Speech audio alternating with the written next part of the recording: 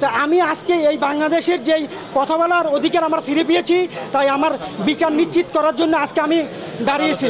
আদালতে সহযোগিতা চেয়েছি, আমার এই বিচার সুষ্ঠু তদন্ত হয়ে হাজী আকামু ওয়াহিউদ্দিন বাহারগঞ্জের বিচার হবে এই প্রত্যাশা করছি। আমাদের বাহার রাহেন দীর্ঘদিন যাবৎ আমাদের কুমিল্লা অঙ্গনে উনি সাংবাদিকতা সুনামের সাথে করে আসছেন। বিগত বেশ কিছুবার ওনার উপরে শারীরিক এবং দৈহিক নির্যাতন ওনার উপরে করা হয়েছে।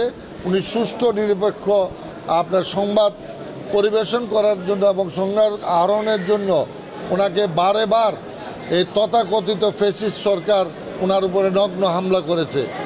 বিএনপি একটি 20 দলীয় জোটের কর্মসূচিতে যারা বাহার ওনার দায়িত্ব পালন করার সময় এই আজকের কথিত আসামিরা তারা একত্রিত হয়ে বাহার রায়হানকে প্রাণনাশের উদ্দেশ্যে তার উপরে নগ্ন হামলা করেছে এবং ওই ঘটনাস্থলে আপনার ককটেল বিস্ফোরণ করে এবং পুরো এলাকা গুলি করে ত্রাসের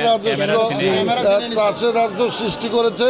এবং এই ভদ্রলোক অত্যন্ত সততার সাথে তার দায়িত্ব পালন করেছে, তার ক্যামেরা ছিনিয়ে নিয়ে গেছে। আপনারা সাংবাদিক সমাজ এগুলা বিভিন্ন পত্রপত্রিকায় রিপোর্ট করেছেন।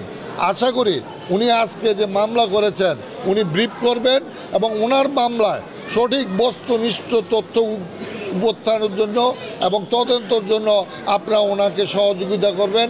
আমরা এই ঘটনা তীব্র নিন্দা জানাচ্ছি এবং এটা সুষ্ঠু তদন্তের মাধ্যমে দোষী যেই হোক তাকে আইনের আওতায় আনতে হবে।